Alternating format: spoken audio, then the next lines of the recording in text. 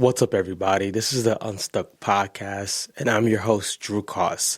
Have you ever heard someone explain what they do and you still not know what they do? Or are you a coach who is trying to explain what you do and you don't know how to even explain it? If that's you, I want you to come in and I want you to take a seat. We're going to help you out today. One of the main goals of content creation, and how I work with people is to make it simple. And when I say simple, I don't mean simple as in the whole process. It has to be easy, but simple as in you want the person on the other side to clearly understand what you do. Clarity is key. And the words of Donald Miller, confused customers don't buy. And I like to say confusion runs the money away. You want to understand, how do I make what I do so simple that a fifth grader could understand? Now, there's things on the internet that you can use to do that, but I'm going to give you some basic tools that will help you even if you end up switching careers. If you end up switching niches, this will help you. When I want to clarify my message, I want to do this first thing. How simple can I say what I do? You want to think about what you do, who you do it for, and how they can get it. Or what you do, who you do it for, and who do they become by working with you. So for me, my avatar is coaches. I do help people who are not coaches, but my main avatar, my main soulmate client is coaches and leaders, people who are in front of people, whether that be digitally or in person or a mixture of both. So for me, I help coaches get unstuck with creating content to attract their soulmate clients. They become content geniuses. Or right now I use the word, they become content magnets. And that could change as much as I want it to change. But what I'm really saying is I help coaches get unstuck. And they become better by getting unstuck because they make better content. They end up making more sales. They end up making better connections. And they're more clear when they actually speak to their audiences. So I want to, number one, simplify the message. Simplify the message. As a coach, I do understand that you're maybe doing more than one thing. But for the messaging part, you want to keep it simple and just make it deep. If I help coaches get unstuck, some of the things I'm going to talk about when it comes to getting unstuck is actually creating your content. The second thing I'm going to always talk about is how you create the content. Number three, how you are talking to your avatar or your soulmate client. If my client is coaches, I probably am not going to be talking to 10th graders. Can they receive some information from it? Yeah, but that's not my avatar. My avatar is coaches. That's people who are already got the ball rolling or just getting the ball rolling, but I'm not coaching them to be a coach. I'm coaching them to make their messaging and their content better so that they can attract the right people. So simplicity is number one. Number two is resonating language. I want to and I have to be able to allow my language to resonate with the person on the other side of the screen. If I'm coaching coaches, leaders, people who are in front of people, I need to find out their language and I need to speak their language in my content.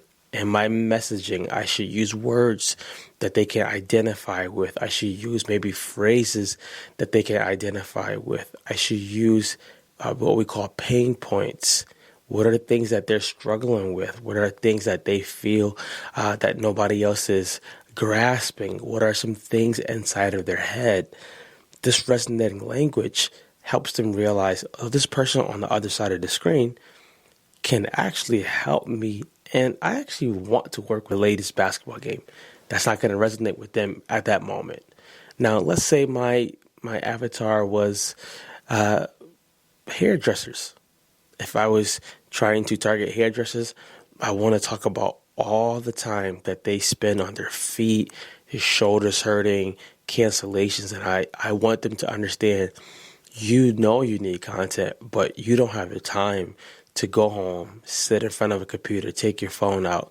So let us help you with that. Let us do the hard work. You can go back and do what you do best, which is hair. I need to resonate with them. This gets skipped because what we usually think is the people who we follow on social media, we fall in love with their content style. And we don't realize that we try to adopt their style, and then we try to also adopt their language, which doesn't resonate with our audience. So one of the styles that's popular is a lot of like jump cuts. When the screen jumps, you go to the next slide. Or one of the popular slides is shooting from the side, which is cool. Popular style right now is shooting from behind. So people see like your chair and they see your computer screen. Those are popular styles, which I think they're cool. However, if you adopt the style of how it's being done, make sure that your language is resonating with your client, your avatar. Now, I can hear the question already. Drew, how do I know if my language is resonating with the people? They start talking back to you. They like it more. You hit a nerve more and they engage.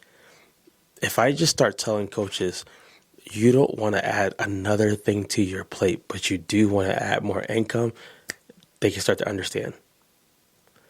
So think about resonating language.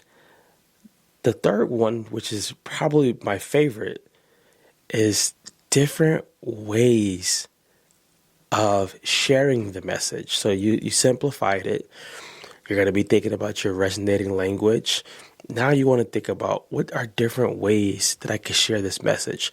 This is where style comes in at. Now, I'm going to always say, go the route of thinking about video first, even if you're a writer. Why? I strongly believe people buy from people who they like and they trust. If they can see you on camera, if they can hear your voice, if they can look at your eyes repeatedly, consistently, it's a little bit easier to trust than a polished graphic. Am I saying that you can't use graphics? No, I'm not saying that.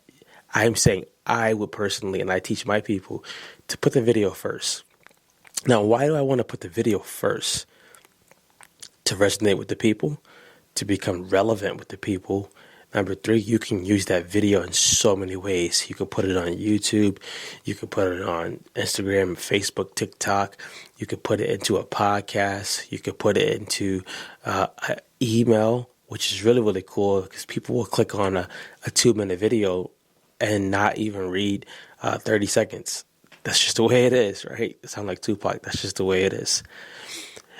You can do so much with the video, and you could also you can transcribe the video to get the words out of it, to make carousels, to make posts. So there's so much you can get out of it. But the different ways you share it is you can share it through humor. You can share it being serious. You can share it by asking questions and raising awareness. You can share it by simply, hey, I don't know who needs to hear this, but you can create curiosity. There's so many ways you can share it. But you want to think the different ways to share it. I don't necessarily need to change the message. I can have the same message and I can share it different ways, which allows the person to know you for the person, that the problem that they have. So we want to take away this. Making better content usually starts with clarifying your message. If you can clarify your message, it's going to be a lot easier to attract the clients you want, for you to stay on track, and for people to actually refer you because they know what you do. If you're stuck with any of that, please feel free to reach out to us. We have content boot camps, we do group coaching, and we do one-on-ones also. We would love to help you get unstuck so that you can attract the clients you are wanting to work with, not the clients that are just by the wayside. Get unstuck, guys. Take care.